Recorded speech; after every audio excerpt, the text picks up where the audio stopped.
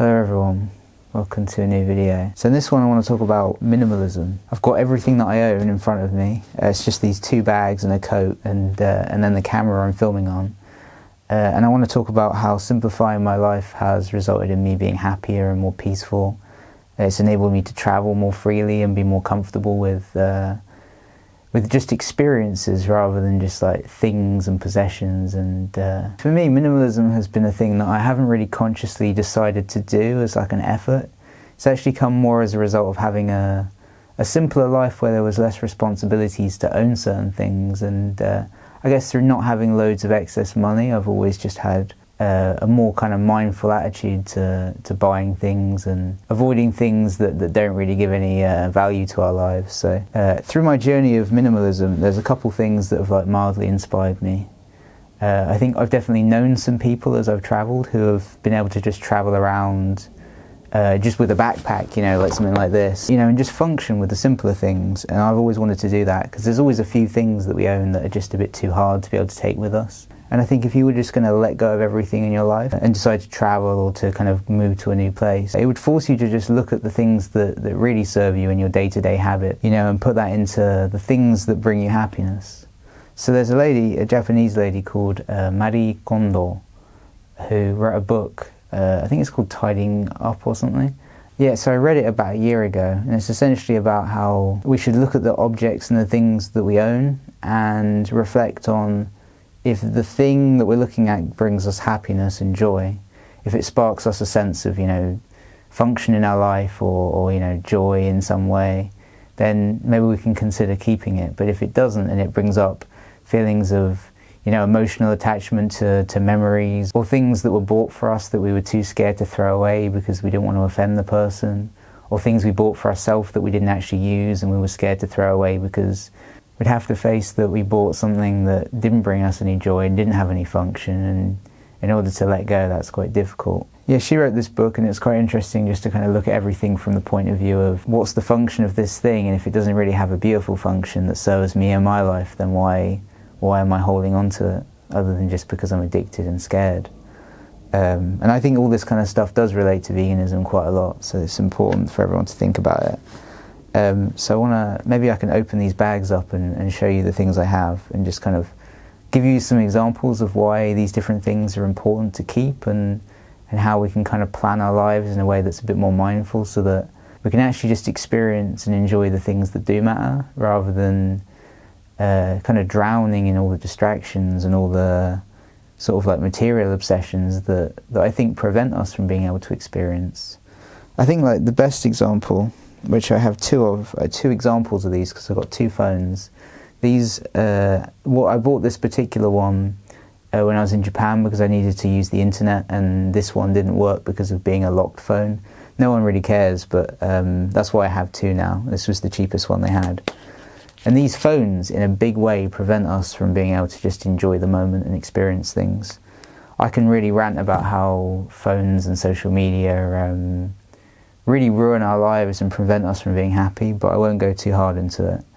Essentially, like, if you think about these little black mirror things, these black mirrors that suck all our energy out when we can actually just pour our energy into the world, into the people that we know, into the areas that we go to, and they pull us into this validation cycle where we need to constantly be checking a feed or constantly be taking a photo of an experience, rather than just being present and enjoying what we're doing, you know. These things are quite dangerous. And I'm not saying we shouldn't have a phone, but I think our relationships with our phones is extremely unhealthy.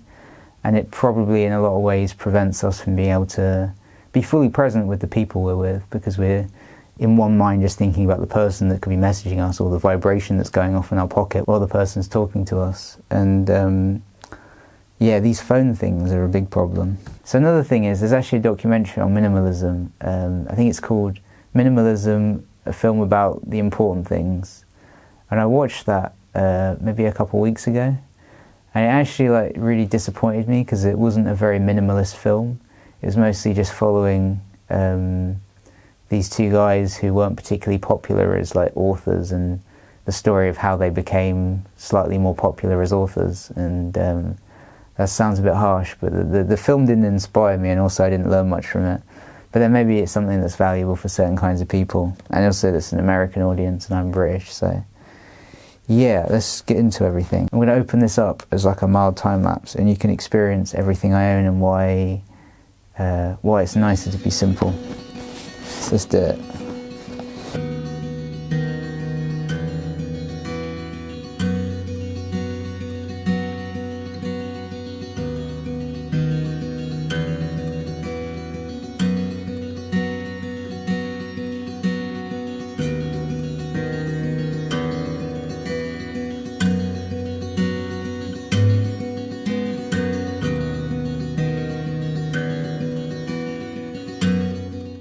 Done. This is everything. Some of the things are kind of like very functional for where I am right now. For example, I have like a Japanese plug adapter because I'm in Japan and that's helpful.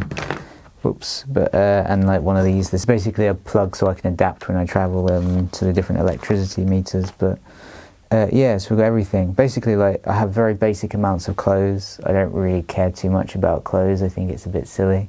I understand that people get really into it, but I have the functional things for about a week's worth of clothes for every kind of season and every kind of weather, and it all just kind of functions into itself quite unfashionably but comfortably. And so I'm happy about that. Essentially, just to kind of go from one end to the other, I have a computer. This is the laptop. This laptop is what I do editing videos on, and it's a very beautiful purpose because I can make videos like these on this, and I can you know, just sort of serve the planet and do productive things on the internet. I have a power bank which is helpful, and the power bank enables me to store lots of information, for example documentary stuff and videos. The coat is for keeping warm. I have tissues because tissues are helpful for a backup.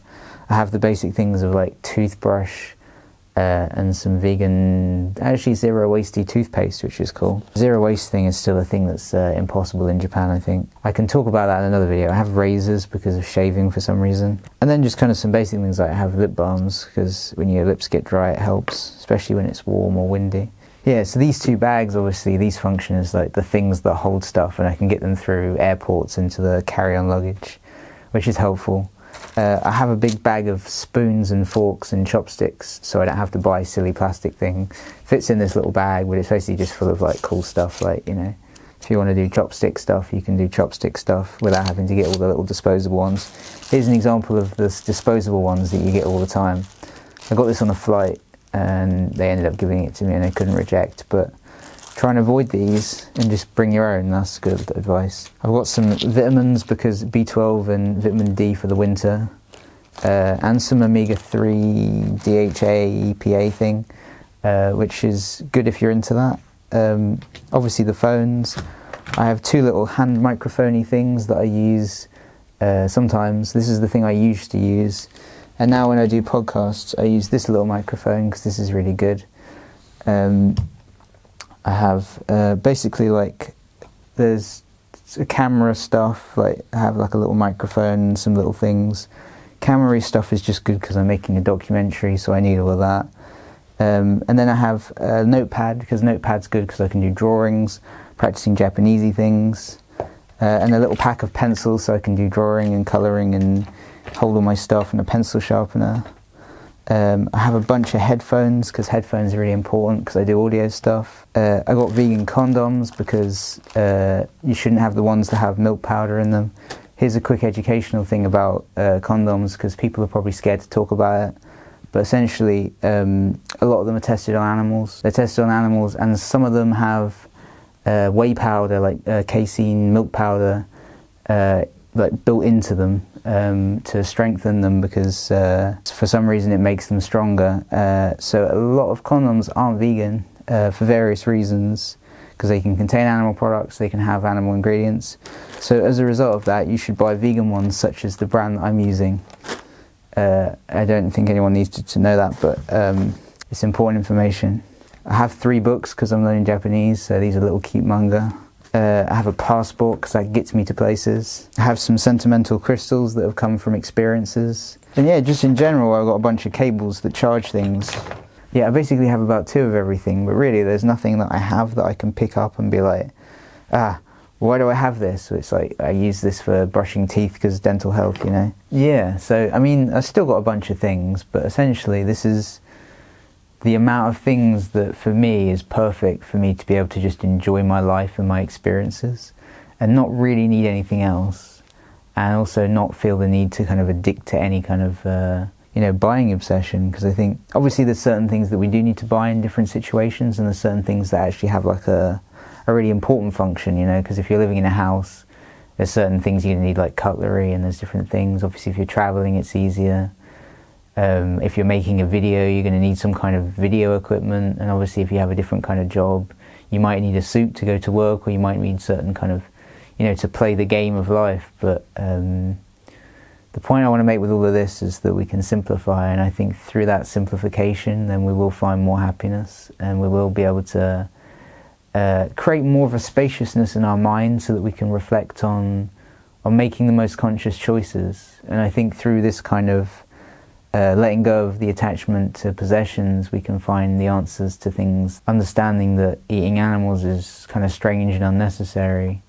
I think through having more spaciousness in our mind, we can come to those conclusions and take action. And I think also a thing that was really valuable for me was just selling or giving to charity shops. Just all the things that I bought that might have been expensive or might have kind of had a value at some point in my life, but that no longer had that purpose, and just letting go of it all at once and just enjoying the experience.